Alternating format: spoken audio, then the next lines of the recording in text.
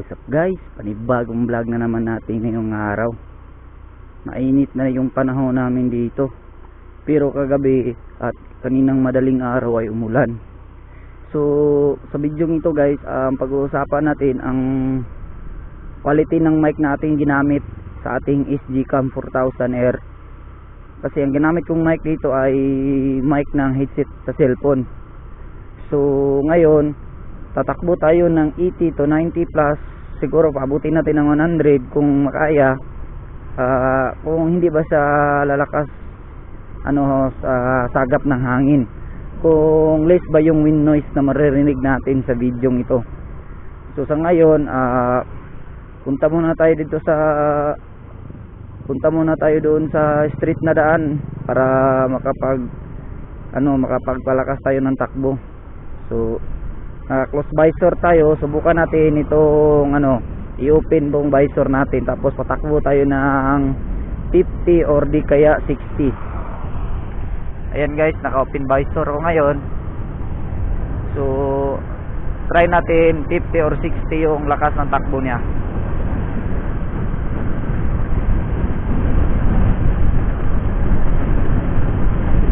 Ayun, 60 guys. Iwan ko kung naririnig nyo pa rin ako. Ayan, 60. Sa naka-open visor po tayo guys, naka-open visor tayo. So ngayon, paglagpas natin dyan sa may tulay, so mag-close visor tayo at saka pabutin natin ng 80 to 90 yung takbo natin. Lakas pa rin ba siyang sumagap ng hangin or mahina? Kasi sa lahat ng nakakita kong review, mas mahinang sumagap ng hangin itong mic ng headset. Paglagpas natin dyan guys sa may tulay, i-close natin itong visor natin, tapos tatakbo tayo ng 80 to 90 plus. Ayan. So dito, paglagpas natin sa may tulay na ito, dito tatakbo tayo dito ng 80 to 90. So i-close ko muna ang visor ko guys, tapos dito natin sisimulan. So ayan, naka-close na yung visor ko guys.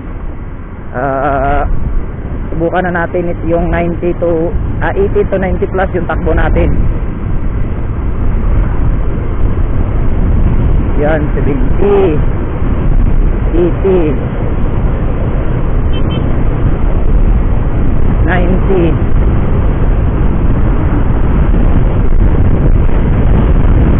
Abot siguro ito ng 100 guys. Abot pa. Yan, iwan ko kung naririnig nyo pa ako guys. 98, 99, 100. Ayun, grabe, sobrang tagal kunin ng 100. All stack pa kasi ito guys. Ayun, iwan ko kung naririnig nyo kanina sa yung takbo natin, 90 to 100. So iwan ko kung naririnig nyo ako. Mamaya natin ito malalaman pagkatapos ng video na ito. Lang ito, quick review lang ito sa ginamit natin mic para sa ating SG Cam 4000R. So sabihin ko po sa inyo, sobrang nahirapan po kami dito sa paggawa ng external mic ng aking SG 4000R, dahil yung kinopya namin na tutorial sa YouTube is mali din yung sa kanila. Mali yung mga wiring, nakapangalawang trial kami, so mali pa rin. So yung pangatlo na, humanap ako ng ibang tutorial, may nakita akong mas detalyado yung video niya, tapos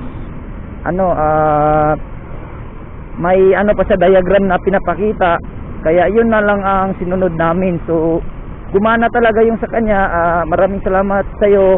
Nakalimutan ko yung YouTube channel niya, basta maganda yung pagkasabi niya sa mga video niya. Pinapakita niya yung mga wirings kung saan dapat ilalagay. Sa ibang tutorial kasi guys, yung video nila hindi detalyado kung saan ilalagay yung negative at saka positive. May pinapakita lang sila, pero pagdating sa unahan, parang iniba na naman nila yung yung wiring nila. Yun, so balik tayo ulit. So yung takbo na lang natin is ano na lang 50 to 60. So open visor tayo ulit, subukan natin. Ayan, open visor po tayo guys.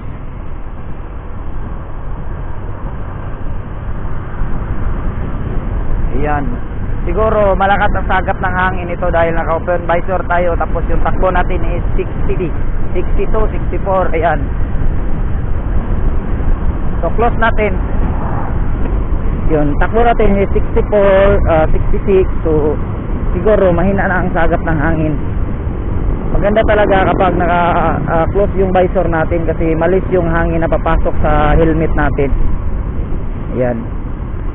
So ang video ito guys, no, ano lang talaga, quick review lang talaga ito sa ano natin, sa mic na ginamit para sa ating SD cam. Kasi lahat na talagang nakikita ko sa YouTube, maganda daw talaga itong ano, headset ng cellphone, yung mic niya. Kumpara dun sa mga pang ano daw SD cam na ano, external mic. Siguro yung mamahalin na camera, maganda yung mga quality nila sa mga external mic na ano, yung pang SD cam talaga. Pero itong atin, itong SD cam 4000R natin, nasa 3,000 lang yung ano to, price nito. Price range nito is nasa 3,000 to 5,000, depende na din sa ano brand. Wala kasi siyang kasamang external mic, wala siyang kasama, ano lang talaga, internal mic lang talaga ng dito sa ano natin, SD cam. Kaya din natin itong ipamodified para magkaroon tayo ng external mic at para hindi ano, malakas ang sagap ng mga tunog dito sa labas guys. So ngayon, nakagawa na tayo ng video. Sana ay maganda ang magiging kalabasan nito, dahil sa lahat na namang nakikita ko, maganda daw talaga ang kalabasan ng headset na microphone niya, dahil mas malis daw yung mga naririnig natin sa labas, sa lahat ng nadadaanan natin. Hindi lahat nasasagap. Bago ko umalis, huwag niyong kalimutang mag-subscribe para ma-update ko sa mga bago kong video. So sa mga gusto din magpa-modify sa kanilang SD cam, mag-comment kayo sa baba at mag-message kayo sa aking Facebook account, Ranan Rooney. Ranan Rooney po yung FB account ko guys. Mag-message lang po kayo kung gusto nyo ipamodify yung ano nyo, yung SD cam 4000R niyo. Garantiya ko po sa inyo talaga nagagana, at pagbalik dyan sa inyo ay safety pa rin. Safety, tapos 100% na gagana talaga ang ano natin, external mic na ikakabit. So hanggang dito lang muna yung video ko. Maraming salamat sa panonood. God bless you yung lahat.